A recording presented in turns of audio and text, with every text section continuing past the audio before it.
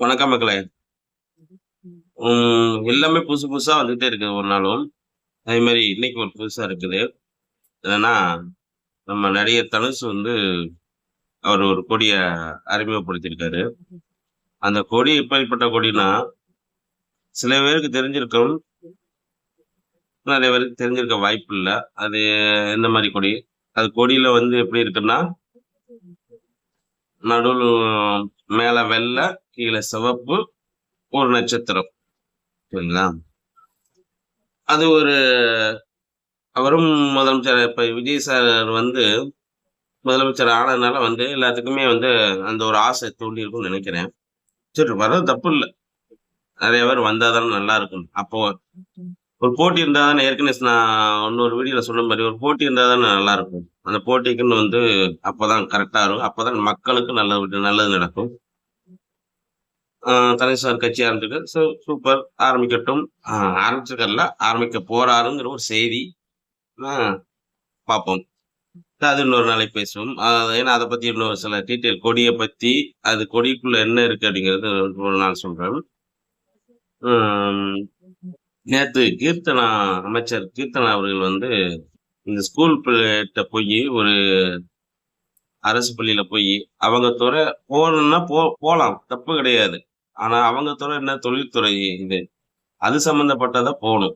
Maximum இப்ப அறநிலைத்துறை அமைச்சர் ரமேஷ் அவர்கள் இருக்காங்கன்னா, அவர் இந்த கோயில் சம்மந்தப்பட்ட மத்த எதுலயுமே தலையிட மாட்டார். அவருடைய வீடியோ சம்மந்தப்பட்டது பார்த்தீங்கன்னா, அது மட்டும் தான் வரும். கோயில பத்தி, இத பத்தி மட்டும் தான் வரும். மத்த வேற எதுலயுமே வராது. அவர் ரீல்ஸ் ரீல்ஸ்ங்கிறது மேக்ஸிமம் கிடையாது அவர்ட்ட பொறுத்தளவுக்கு. ஆனா, அவர் கோயில் சம்மந்தப்பட்ட மட்டும் தான் வரும். கோயில் இந்த மாரி இப்ப புதுசா கோயில்ல வந்து அவர் வந்து இந்த மெயில் ஐடி கம்ப்ளைண்ட் பண்றதுக்கு ஒரு மெயில் ஐடி பண்ணியிருக்காரு. நல்ல விஷயம்.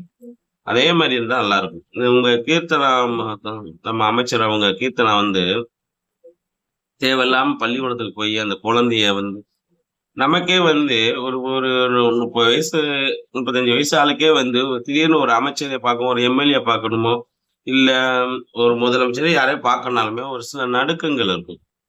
8 வயது அந்த குழந்தைக்கு ரொம்ப சின்ன பிஞ்சு குழந்தை. டீச்சருக்கே பயப்படும். நீங்க அமைச்சர் போய் சுத்தி நின்னுகிட்டு டீச்சர் எல்லாமே டீச்சருக்கே டீச்சரே அவங்க ஒரு பயந்து பயந்து தான் பேசிட்டு இருக்கிறாங்க. திடீர்னு அமைச்சர் வந்துட்டாங்களே அப்படின்னு சொல்லி. அப்ப அவங்களுக்கு அது அது வேலையே இல்ல. அதுக்கு கேட்டா அதுக்கு ஒரு பதில் ஒண்ணு சொல்றீங்க. என்ன பதிலு? இத நீங்க ட்ரோல் மெட்டீரியல் ஆக்குறீங்க அப்படின்னு சொல்லி. ட்ரோல் மெட்டீரியல் ஆக்கணுங்கிறது வந்து எல்லா துறையும் இருக்கிறது. நீங்க உங்களுடைய துறை என்னமோ அத மட்டும் கவனிச்சா போதும். பள்ளி கல்விங்கிறது வந்து நம்ம 2 அமைச்சர்கள் இருக்காங்க. ராஜ்மோகன் ஐயா அவர்களும் காங்கிரஸ்ல இரு ஒரு எம்எல்ஏவும் இருக்காங்க.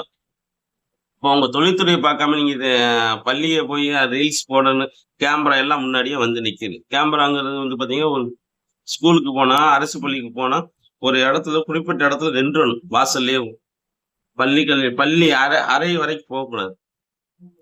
ஏன்னா, அது நீங்க தனிப்பட்ட முறையில அது செஞ்சா தெரியாது. அத எடுத்து வீடியோ வேற போடுறீங்க. இது எவ்வளவு பெரிய ஒரு தவறான செயலு. அது தவறுன்னே அவங்களுக்கு தெரிய மாட்டேங்குது வர வர. இந்த விஷயத்த செஞ்சா தவறாகுமே அப்படின்னு தெரிய மாட்டேங்குது. அது மாறி மாறி பண்ணிக்கிட்டே இருக்காங்க. இதுல இன்னொரு விஷயம் என்னன்னா, ஆ எந்த கட்சியுமே டிஎம்கே, ஏடிஎம்கே, காங்கிரஸ், பிஜேபி இதுவரைக்கும் இன்னும் இருக்கு கட்சி. கம்யூனிஸ்ட்ல இருந்து எல்லாமே இருக்கிறாங்க. ஆனா எந்த கட்சியுமே அரசு பள்ளிக்கு ஆ அவங்க கட்சி கொடிய கொண்டு வச்சது கிடையாது. அதே மாரி நம்ம இருக்கிற முதலமைச்சர் தலைவர் இருந்தாங்கன்னா, அவங்களுடைய போட்டோ வந்து அரசு பள்ளிக்கு போகாது. அவங்க ஊழல் பண்ணாங்க, வச்சாங்க, தவறு செஞ்சாங்க அப்படிங்கிறதுனால தான் அது ஒரு பக்கம் இருந்தாலுமே, அவங்க இந்த மாரி ஒரு வேலைய பார்த்ததே கிடையாது. அரசு பள்ளிக்குள்ள கட்சி கொடிய போனது, போட்டோவ கொண்டு போனது. இது அத விட மிகப்பெரிய தப்பு. சரி, என்ன பண்ணாங்க? நம்ம முதல்வர் ஐயாவே வந்து குழந்தைகள வந்து ஓட்டுக்காண்டு பயன்படுத்தி இருக்கிறாங்க. ஆனா, அதுவே வந்து நம்ம கோர்ட்ல இருக்குது. அது ஒரு அது ஒரு பக்கம். அது ஒரு இருக்குன்னு வைங்களேன். அது கோர்ட்ல போட்டு. அப்போ நம்ம தமிழக முதலமைச்சர் சார் அவங்க பிரச்சாரத்திலேயும் வந்து குழந்தைகளை வந்து எங்களுக்கு எனக்கு உங்க சித்தப்பா சித்திட்ட எல்லாம் சொல்லி ஓட்டு போடுங்கன்னு சொல்லியிருக்கிறீங்க. அப்போ தலைமைக்கே வந்து அந்த இது இருக்கும்போது இப்ப கீழ உள்ள ஆளுகளுக்கு எப்படி இருக்கும்?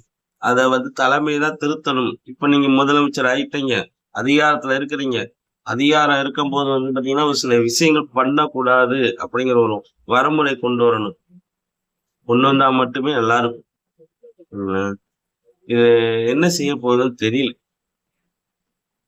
இங்க ஒரு 50 நாள் குறை சொல்ல முடியாது, விமர்சனம் பண்ண முடியாது. ஏன்னா, அது ஒரு சில விஷயங்கள் பண்ணும்போது விமர்சனம் பண்ணி தான் ஆக வேண்டியது இருக்குது. அது ஒண்ணுமே பண்ண முடியாது. ஏன்னா நீங்க கேட்டா, நாங்க இப்பதான் வந்திருக்கோம்னு ஒரு வார்த்தை விட்டுக்கிறீங்க. அதுல எந்த அமைச்சரா இருந்தாலும் ஒரு விஷயத்த தவறா செயல்பட்டுட்டு, என்ன அதுக்கு அடுத்து என்ன பண்றீங்கன்னா, அத நீங்க வந்து பெருசாக்குறீங்க. அத ட்ரோல் மெட்டீரியல் ஆக்குறீங்க. நான் அந்த நோக்கத்துல சொல்லல. அப்படிங்கிறதுக்கு அதுக்கு ஒரு பதில் ஒண்ணு வச்சிருக்கிறீங்க. நம்ம செய்தது தவறு. இதுக்கு முன்னாடி இந்த இது நடந்திருக்குதா? அப்படிங்கிறதுல இல்ல. அது என்னமோ போட்டும். இன்னொன்னு இடைத்தேர்தல்.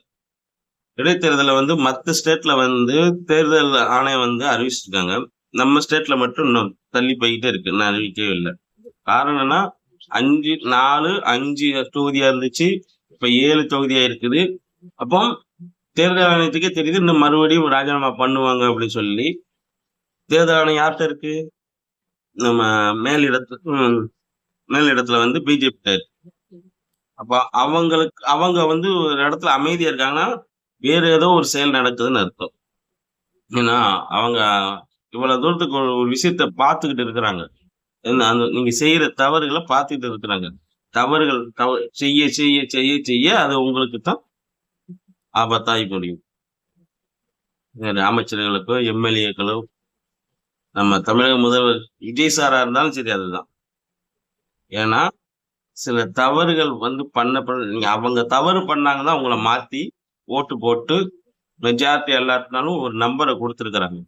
அதுக்கப்புறம் ஒரு நம்பர் எப்படியோ செஞ்சு அமைச்சிருக்கீங்க. ஆட்சி கலைச்சா கலைச்சிட்டு போட்டுமே! இருந்துட்டு போட்டும். என்னால என்ன இருக்குது?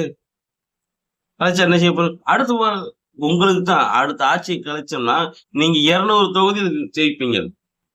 நீங்க அதுக்கு பயந்துகிட்டு மத்த கட்சியில இருந்து எம்.எல்.ஏ ராஜினாமா பண்ணி வர சொல்லி, இதுக்கு ஆதாரம் அவர் பிரஸ் மீட்ல நம்ம வைகோ ஐயா அவர்களே தெளிவா குடுத்திருக்காரு. அவர் மறுப்பு செய்தி குடுத்தாலும் அவர் சொல்றது உண்மை. அவர் மனசுல உள்ளது படபடன்னு ஒப்பிச்சிருவாரு. நம்ம வைகோ ஐயா அவர். என்ன பண்ண போறோம்னு தெரியல. சரி பார்ப்போம்.